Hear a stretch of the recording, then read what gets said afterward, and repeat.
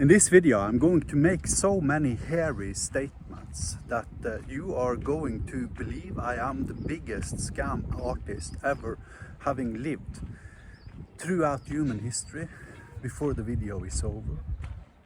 However, you can download the code and verify every single claim I put forth. Now, to motivate you to watch the whole video, I'm going to start with the ending. And the ending is basically I have the recipe for creating artificial life based upon computing. Now, before we go there, I first want to emphasize that I could sue Amazon, AWS for misleading marketing. You see, one of AWS's primary bread and butter products are called Lambda Functions. Now, AWS don't have Lambda Functions. They've never had it and they probably never will. Because Lambda Functions have been a construct we have been operating with in software development since the invention of Lisp back in 1958. And possibly also Fortran. I'm not entirely sure because I don't know Fortran well enough. But a Lambda function is a function that takes code and executes that code. Now, an AWS Lambda function don't take code. Never has, and it probably never will, unless they use my technology to achieve it.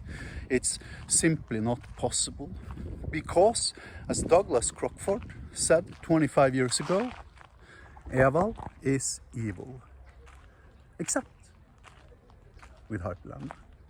With Hyperlambda, you have the ability to securely evaluate code, execute code in a dynamic execution environment, which in theory facilitates for a single server never executing the same code twice, because every single time it gets an execution instruction, the code it is given is different.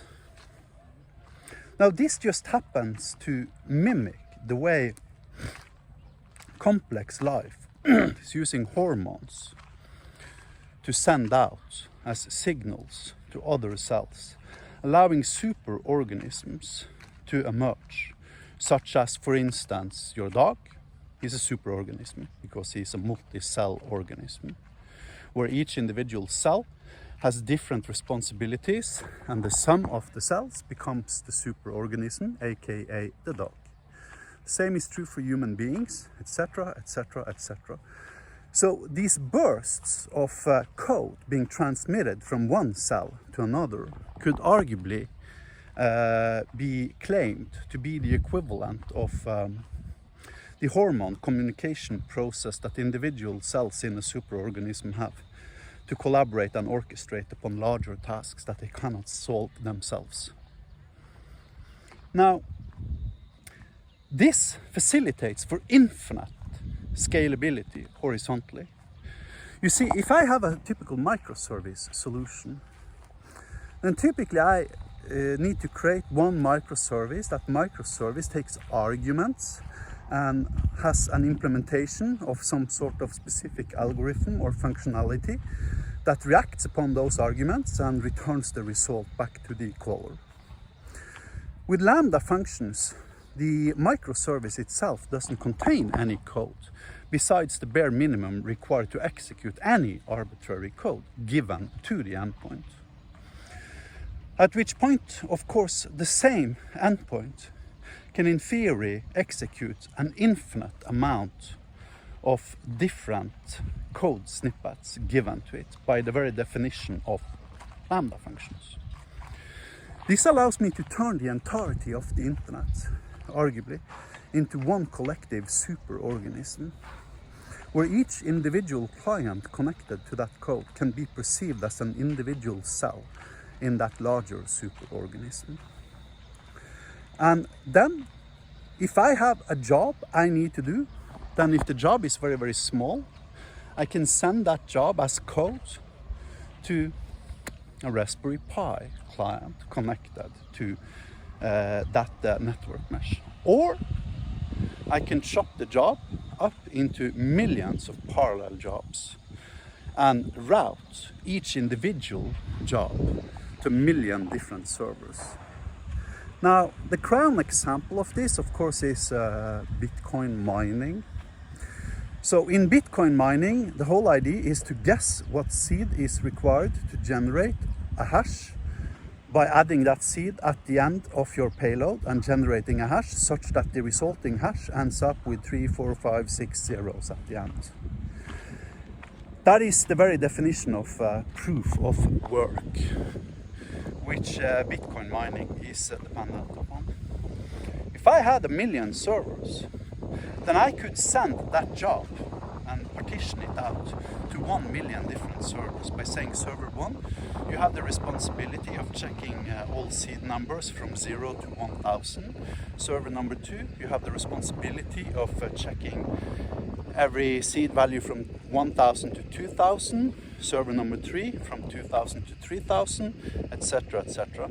And whomever returns a match, the first then, of course, becomes the winner and found the seed value required to generate a hash that basically ensures that the wallet has been proved through proof of work to be accurate, allowing me to win the Bitcoin mining contest. So I can phase out a job to Raspberry Pi, or I can phase out the same job to a million supercomputers in parallel. So in such a way, Hyperlambda becomes the facilitator of the equivalent of the CUDA library, except for the web as a whole, and not only for flops such as CUDA allows for. The whole point about CUDA is that, you take a single job, you divide it into multiple jobs, maybe 8 or 16 or 32, and then you send these jobs to different GPUs, and then each GPU in parallel executes that task and returns the result. And this is the very foundation of artificial intelligence and generative pre-trained transformers, because they're based upon millions and billions of flops, basically floating point unit calculations. I can turn with Hyperlambda functions, in theory, the entirety of the web into a single thing, single heterogeneous environment, facilitating for the same. And it's really quite simple. It's basically the ability to whitelist which keywords are legally allowed to be executed based upon who is accessing the endpoint. This allows me to fine-grain execution access on my server according to what types of usage rights I believe that some particular client should be capable of executing, for then to allow that client to pass in code that my server literally executes on demand and returns the result of back to the caller. So this allows me to, in theory at the very least, take the entirety of every single device ever connected to the internet, have that device expose a Hyperlambda endpoint, allowing users to dynamically execute code, which will inevitably result in that the internet as a whole will basically melt down and become one single entity for all practical concerns. The same way multicellular life collaborates within your organism as a human being. And the result of that becomes you. And this allows me to infinitely scale horizontally. Why? Because depending upon what computing task I happen to have at hand, I can orchestrate that computing task to one tiny Raspberry Pi, or I could orchestrate that computing task to 100 million supercomputers. And it all depends upon my ability to pay, and this of course could, be created and facilitated for in such a way that you pay for the compute you use. Implying if you don't happen to have enough compute but you have deep pockets, you can literally rent the internet for an hour to do your compute, whatever that compute happens to be. Of course, it would probably cost you $1 billion, but you could if you wanted to. And that is infinite scalability.